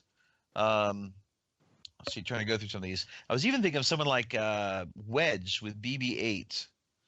I mean, Wedge is he's killer, but he's not so defensible. So, hey, you do a green maneuver with BB-8. You do a barrel roll, which maybe gets him out of some people's range because they aren't that used to an X-Wing giving the barrel roll. And then he gets an evade token. He does his regular move. He gets his regular action. He takes the focus or the target lock, and he lights you up. So Wedge is maybe not easy to kill. That's pretty slick. Yeah, and then I'm thinking of 2 TIE Advanced pilots. Zertik Strom, who I always want to say Storm, but he's the one that blocks people in range 1, so you don't get your range 1 bonus. And I used him a lot in some of these missions, and it was actually pretty darn cool. So, hey, uses his action to, barrel roll to get in range 1 of enemy. Hey, but he's not then just toast. He gets a free focus or evade token, and the enemy don't get an extra attack die. So, boom, that's pretty cool. Alizen, if he barrel rolls to get in range 1, he gets a free target lock of someone. So, you really don't want to spend your action to barrel roll with these advanced TIE Advanced because you have your advanced targeting computer. Oh, okay, I'll use my action to barrel roll. I'm in range 1. I get the target lock. Now I can fire at range 1 with an extra attack die. TIE Defenders can like it. Even either of them, TIE Ds or TIE X7s. Yep. X7 to do let's do a speed 3 or better. What your problem is, TIE Defenders, you're predictable, right? You do a range 3, you get your free evade token. You do a barrel roll action instead. Now you can do your target lock or focus. So you just weren't where people thought you were. You have your evade and a focus action still. Yeah. Mauler Mythel, PS7 TIE Fighter pilot, gets an extra attack die at range 1. He barrel rolls to get in closer. Mm-hmm. Wow, he gets that focus token. Now he's 4 attack dice at range 1 with a focus, when you didn't think he would be. Mauler Mythel. Mauler Mythel. Comes. Not Mithril. Not Mithril, Not damn Mithril. It. That is the wrong fantasy universe.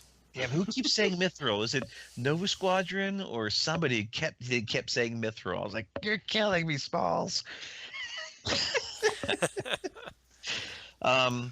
Black Squadron TIE Fighter. If you've got like one of them and you don't have a crack swarm, and you've got one guy and you got him this EPT, boom, he can barrel roll, get the evader focus, still do things. Zeta Ace. Zeta Ace is the FO TIE Fighter, uses the range 2 barrel roll. I mean, that's kind of cool. You want to do it, but it's not that exciting. But you give Zeta Ace this, and you can actually do your 2 barrel roll and still get a focus or evade, and light people up. And actually, that's kind of cool. Range 2 barrel roll. You can get out of some arcs with that, Wow. A TIE Striker. So a TIE Striker with the adaptive ailerons, it's a maneuver. That's not a boost. Correct. So you do your maneuver, you then do your move, and then you barrel roll. You get your free focus. Boom, free focus. You think TIE Strikers are hard to predict where they're going to be? Throw in that barrel roll. Hit me with another one, Jim. Yeah. So, what other ship can have an EPT and do a barrel roller boost? What about the Mist Hunter? Mist Hunter title added gives you the barrel roll ability. You're like, yeah, who cares? I don't, I Who want to cares? to my dice. No big deal. Okay, you've Wait a got minute. fire control system, so you're getting your free target lock. You get the barrel roll, then you can then do like an evade or a focus action. So you can then boom, get into a better position, get your target lock and your focus. Boom, boom, boom. Take that. Or how about a cracked fighter? Get him. You show him. A cracked fighter with vector thrusters. Oh, cracked fighters are terrible because they don't have repositioning ability. You'll never, ever, ever want to do one. Okay, how about this? You can do the vector thrusters. Boom, you get the barrel roll. Oh, you've got your free focus. Boom, boom. In your face. Have we talked about Sabine? Oh, we have not talked about Sabine. So, Sabine, you basically, on either the attack shuttle or in the TIE fighter, you do agree maneuver, you get to do your focus, you can do a barrel roll or boost before you even move.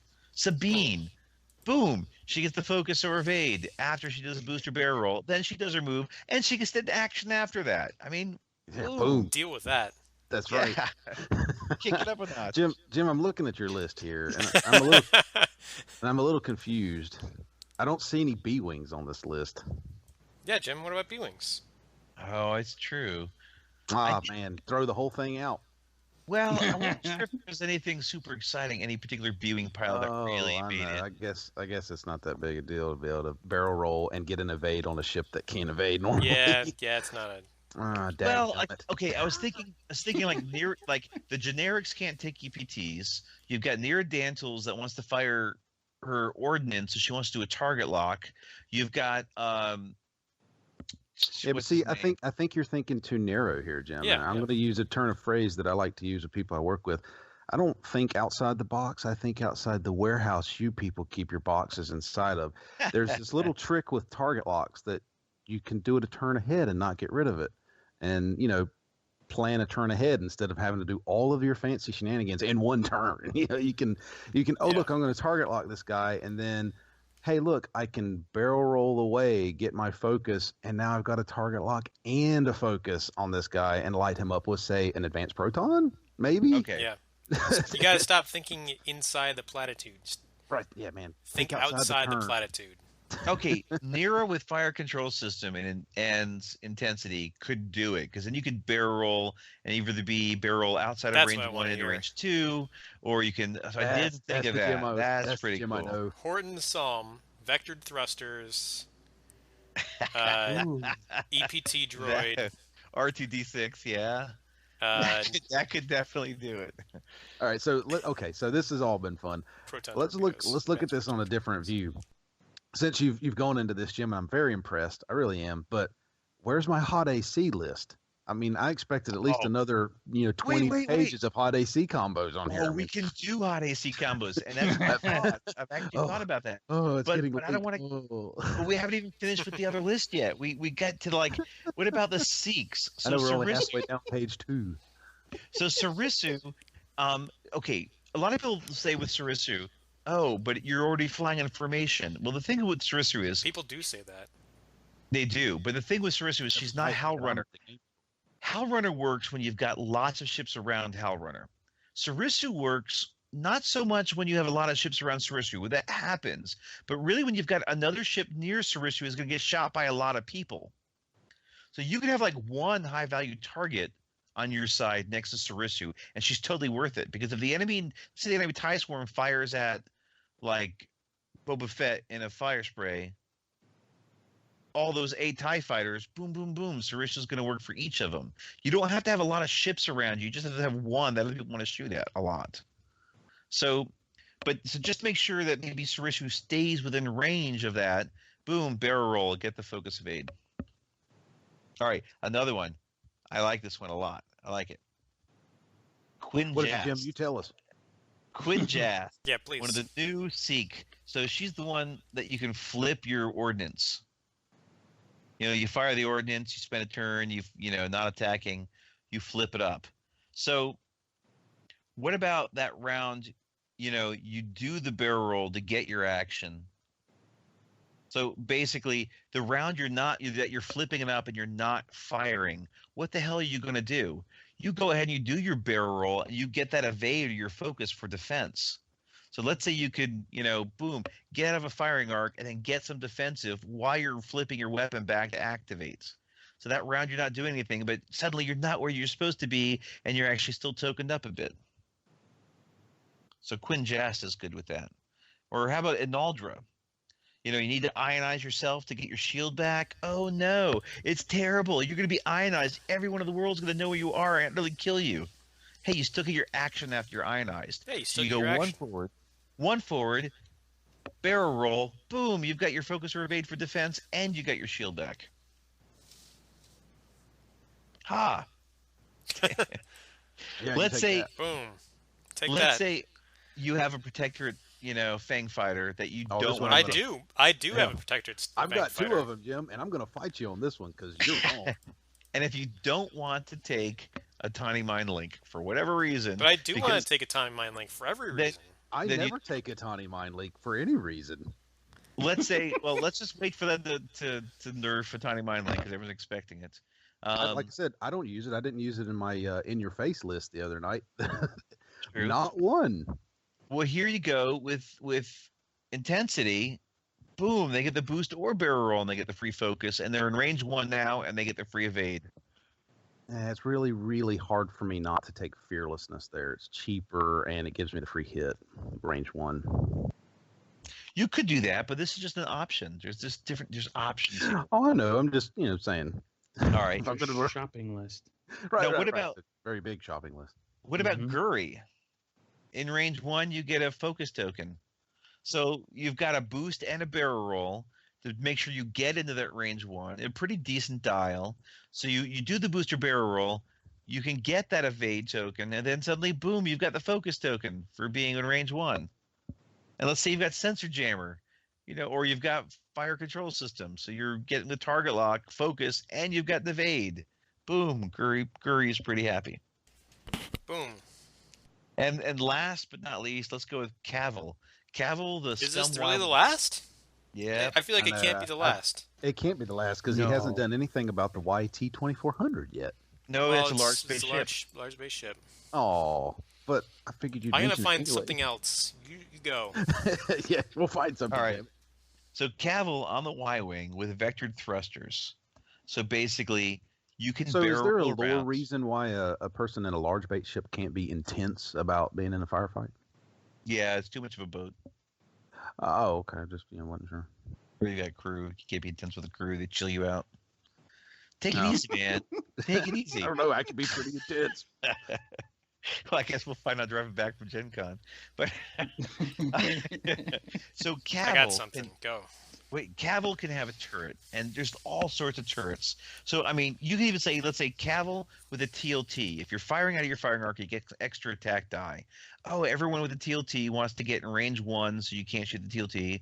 Boom, vector thrusters, you barrel roll out of the way, you get the focus, and you can still shoot the TLTs. Or, let's even say you've got auto blaster turret. You barrel roll closer because auto blaster turret's range 1.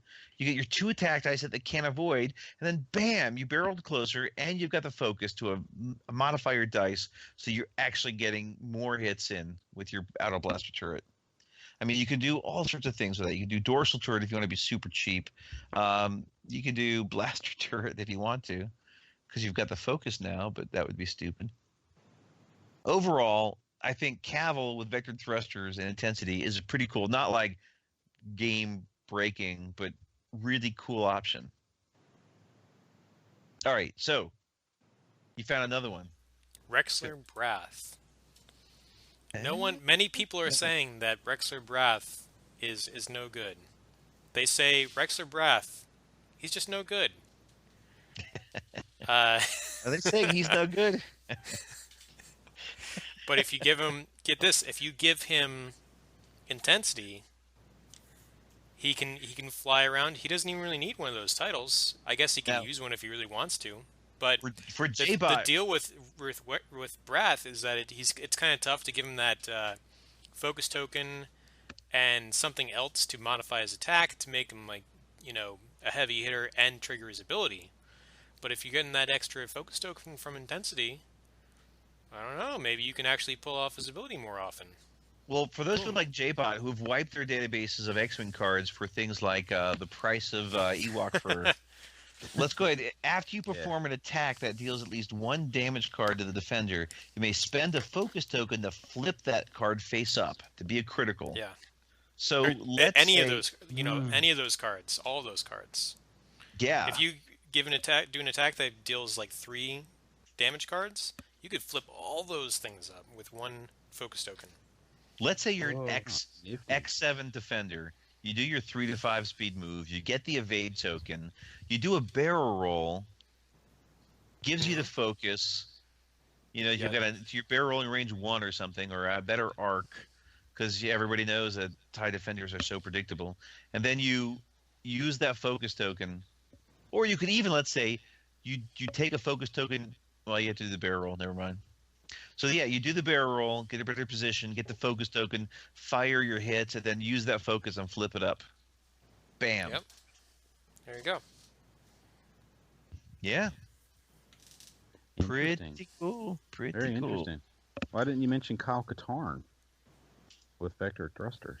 Yeah, Kyle Katarn with vector thrusters. I forgot. That's a Hawk. You don't really ever look at Hawks. No. I didn't think there was any Hawks. I'll totally be honest there. I didn't look at the Hawks, but I got to look at Kyle Katarn. I know. That's okay. Yeah, Kyle Katarn. You could hand out that focus token to someone who really needs it.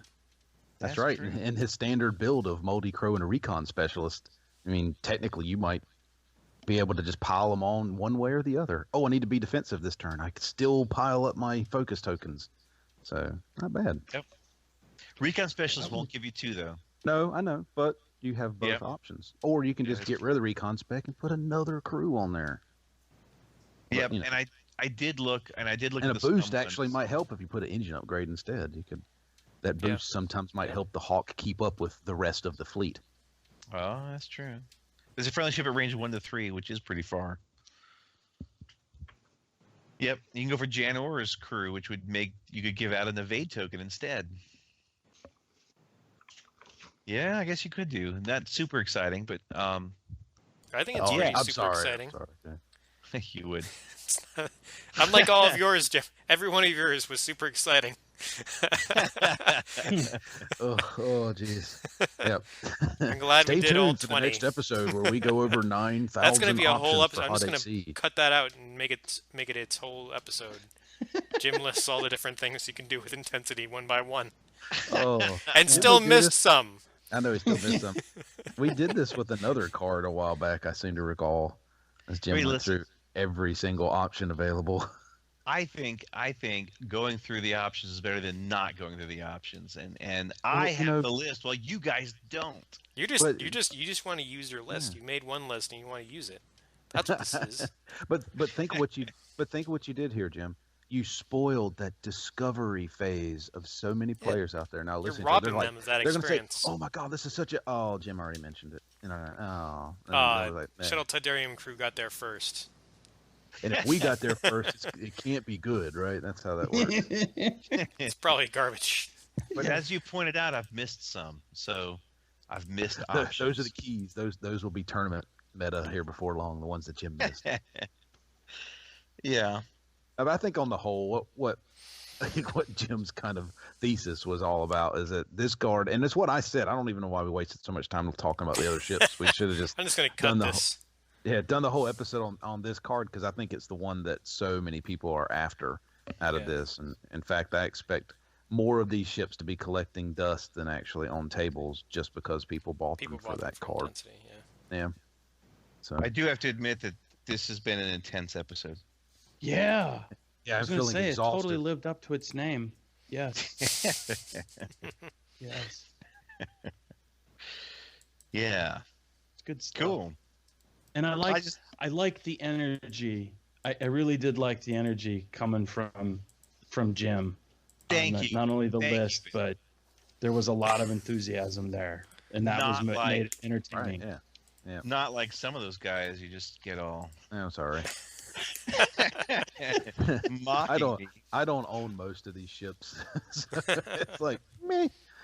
like I only own like 12 ships, so most of these are like, and most of the ones you got on here are Imperial. It seems like, but I guess they're not. They just look like it. No, you're just seeing the Imperial because you're salty. Yeah, that's how I am. That's all I see. Is I don't know who half of them are, so I just assume if there's a name on here, it must be Imperial. Yeah, cool. Well, overall, I liked the article. I was pretty excited and enthused, as you can tell, by all the different things. And I just kind of spent a bit of today thinking about all the things you could do with the different pilots and with intensity. So I think I'm excited. I can't wait for this card to come out, this ship. I want to fly it. I want like 4 of them, 5 of them. I'm going to do epic games with them. Yeah, I think that's going to be really cool. I completely kind of missed that notion about the epic ships being mostly pilot skill 4. So that's pretty intense to have that platform. So yeah. Yeah, you just wanted to use the word intense again. Which I'm for. I'm all for. Right, yeah, there's going to be a lot of intensity coming up, I'm sure. A lot of it on the tables. If this wave actually releases anytime in the near future. So. Yeah, I think someone said it was just recently switched to on the boat, which means...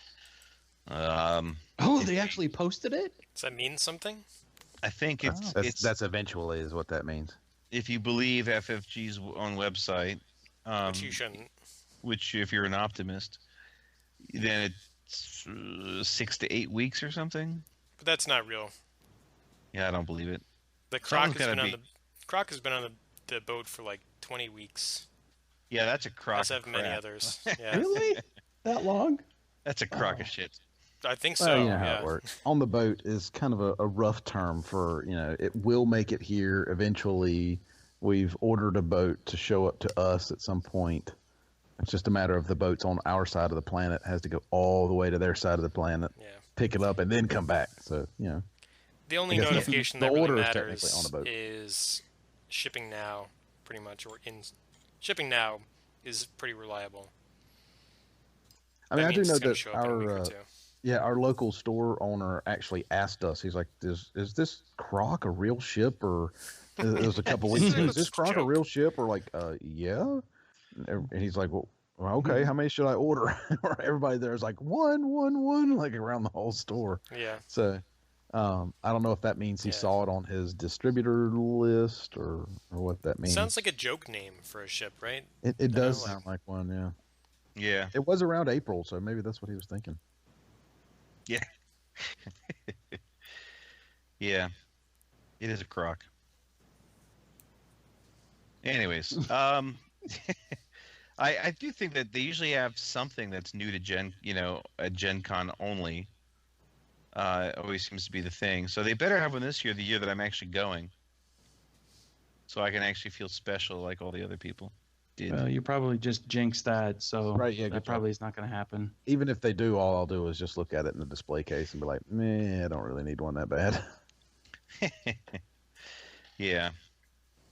Yeah, so I can't wait. I hope, well, I almost hope it doesn't come out too soon because I don't have any spare cash right now. So I don't really want it to come out. I have to start selling blood to start getting ships, start selling plasma. Yeah, you can get like $50 a week in plasma, man. I know. What's the problem here?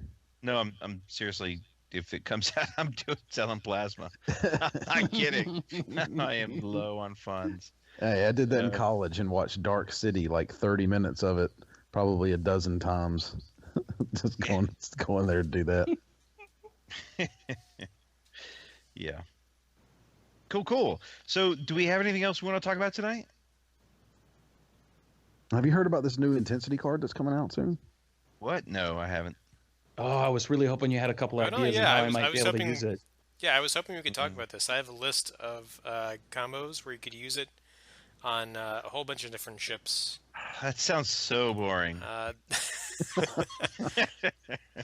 I'd like to rattle off that list over the course of the next half hour. Oh, you gotta be kidding me. Why do I have to sit through this crap? I mean... I'm totally going to have to do this with one of the upcoming things. You're gonna get something for a hawk, and you're gonna Right, it's not gonna make everything's gonna be listed for hawks. Here's every hot AC combo I've come up with a hawk. I do think intensity is going to be good in hot AC. Hey, I also thought of another overall thing. I know you like support cards, JBot. You know, you like support abilities. What about the Garvin Dre's ability? Once you actually, you know, spend your focus action, you can give it to somebody else in range 1. You could easily do that and then get bonus points for having assisted somebody. Oh yeah, there's tons of stuff out there. I don't want to dredge into it because we'd be here all night talking about all those kinds of combos. Hot AC is just too varied, really. Right. With so many cool combos. That was just one that I started to think about. So I was like, oh, I wonder if you thought about that one. But yep. All right. I think we can go ahead and actually end this particular episode. But I'm so glad there was a news article to come out. Pretty happy. You did seem glad. Yeah. They always get me excited. And it came out on a Tuesday, so I get to actually totally get all jazzed up about it. Yeah. All right. All right, with that, we're coming up to Endor, so I think we'll go ahead and end this particular episode. Thanks for tuning in, everybody, and we'll catch you next time. Bye, guys. Bye.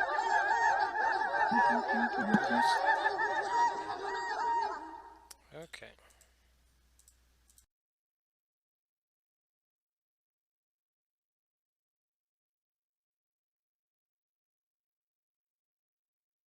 If you enjoyed this video, please like and subscribe to help us continue improving and expanding our channel's content.